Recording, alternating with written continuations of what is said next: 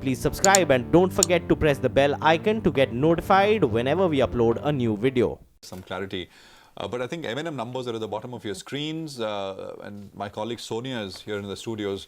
1155 crores compared to a poll of 1,070 crores, which is coming in. Stocks shooting up, Sonia. Yes, this is in fact looking quite good. This is just the bottom line figure that I have. In fact, the top line number is also looking quite strong, 13,189 crores. That compares to 13,148 crores that we had as an estimate. So that's absolutely in line with street estimates. It's the EBITDA number, 1,990 crores is what I saw. That's a really, really strong number that you're seeing on the EBITDA front. That's a 15.1% margin. And you know what? I think the tractor segment, I'm just going to take a minute to calculate the tractor segment margins, but I think they've come in at 20%. Sure, go ahead. Till then, let me just read out some of the other numbers that have come through. In terms of revenue, the automotive segment has seen significant improvement. So that has grown to about 9,000 odd crores. As well, the tractor segment, like you said, Sonia, there as well, it looks like, in fact, over there, operationally, it looks like there's a good improvement. So I'll just wait by for you to calculate those numbers. In fact, the margins have come in at 19.4% for the tractor segment. That is a 723 crore EBITDA number for the farm equipment segment. That's a big bump up. You know, it compares to 466 crores on a year-on-year basis. So it's a good bump up that you're seeing on the tractor segment margins. Now, 19.4% compares to 20.4% last quarter and about 21.2% the quarter before. So you can say that on a quarter-on-quarter basis, the tractor segment margins have perhaps fallen. But that's fine because raw material costs have also gone up. So, you know, quarter-on-quarter, it was expected to slow down. But year-on-year, these numbers are looking very good in the tractor segment. 19.4% margins in this quarter compares to 16.88% same time last year. So that's a big jump in the tractor segment Sonia, margin. there's some comments in terms of the outlook. So the management says that economic activity is expected to gather pace as the transitory effects of implementation of GST recede. The outlook will be lifted by tailwinds from normal rainfall, with the Weather Bureau forecasting a normal monsoon. As well, they say that, however, rising crude oil prices, which have already risen noticeably, call for greater prudence. Also, global growth backdrops to remain benign, etc., etc. So I guess the main thing over here remains that the headwind could come from the crude oil prices. Okay, I've also calculated the auto segment margin. So I just want to take you through that. The auto segment margins have come in at 8.4%, and this is quite healthy. It was 8.5% last quarter. So even despite higher raw material costs, the auto segment margins have remained stable at 8.5%, and the tractor segment margins have, you know, stayed at that 19.4% mark. So I think this is a really good performance as far as the operational level is concerned.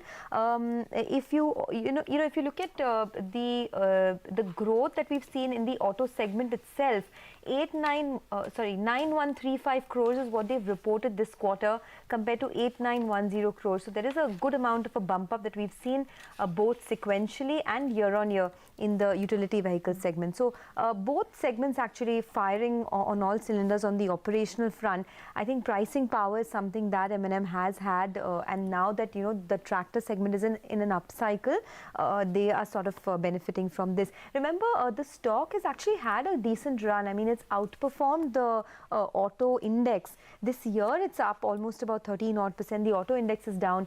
Despite that, it's seeing an up move post its numbers, which means that, you know, of course, operationally, this is a very strong set of numbers that the company has reported. Okay, we have some reactions coming in. Prakash Diwan, Ashwin Patil and Prayesh Jain now join in. Gentlemen, good afternoon.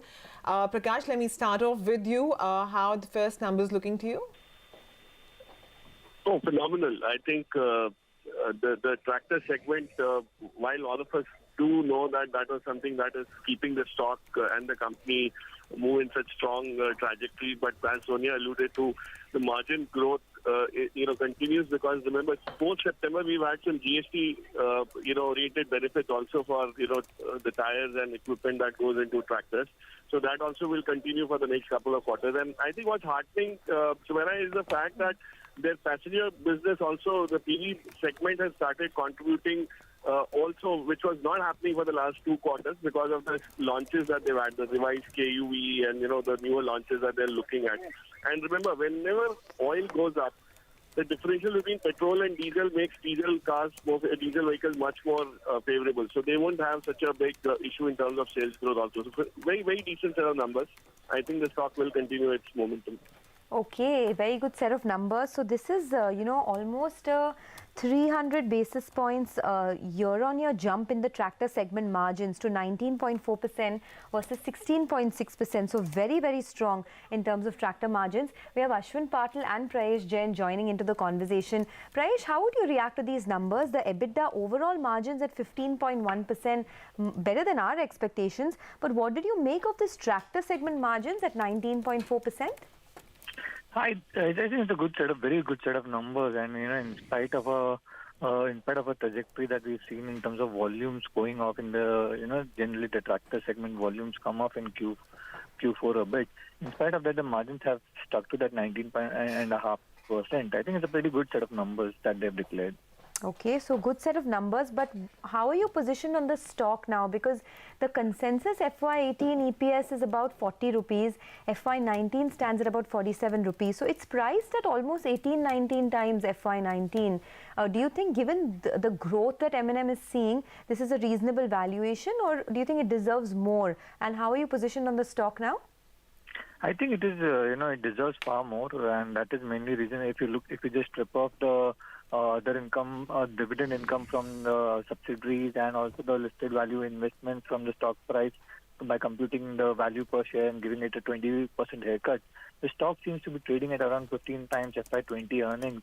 This is quite low compared to the other listed peers, and in that sense, I think it deserves much better multiples, given the growth trajectory that we are likely to see with new UV launches coming across, and also the tractor segment likely to deliver steady kind of growth in the near term. So I think, and plus the electric vehicle advantage which Mahindra has given its first mover thing. So in that sense, I think M&M is one of our top picks in the auto space right now. Okay, M&M is one of your top picks in the auto space. So we also have Ashwin Patil, who is with us. So Prayesh, just stay on. Ashwin, would you also concur that despite the stock trading at around 18-19 times FY19, given how strong this margin trajectory and operational performance is, it deserves to trade better? And would you scale up your FY19 EPS post these numbers? Yes, absolutely. I would say that the company has reported a fantastic set of numbers this time, and especially on the farm equipment segment. And going forward, we think that with new launches coming on the UV side and expectations of good monsoon, which has already hit Kerala right now, a few days before expected, and going forward, as we know that the consumers are now favoring diesel vehicles, which are almost about 95 to 96% of M&M's portfolio. So M&M will be definitely gaining brownie points ahead of any of its competitors. So definitely this company deserves higher multiples based on FY20. We think that along with its listed subsidiaries, which would add another about 200 to 300 rupees, I think definitely the stock, we would be re-rating the stock on the positive side. Okay, so the stock could get re-rated on the positive side. The tractor segment, of course, as we know, has been doing quite well for the entire industry, right? I mean, it is in an upcycle. But what is your prognosis? Prakash Diwan, I wanted to come to you on this. What's your prognosis of how the utility vehicle segment is going to do? Because now what they're doing is trying to sort of increase the distribution reach, coming out with a whole new, list of products. Of course, their market share this year has fallen in the utility vehicle segment. I think it's about 25% or so. But do you get a sense that they're getting their act together there, and this segment could also start firing now? So, Sonia, I'll tell you, the key triggers there, as you know quite well, has been that they've lost market share to the compact SUV, launches by the competition, particularly Brezza and Creta and stuff. Now, that is a price point that the Mahindras didn't have too much in terms of offering. So the KUV, the rebranded KUV, has tried filling that gap. And the new launches, my sense is, are going to be competing against the chain, filling those kind of price points.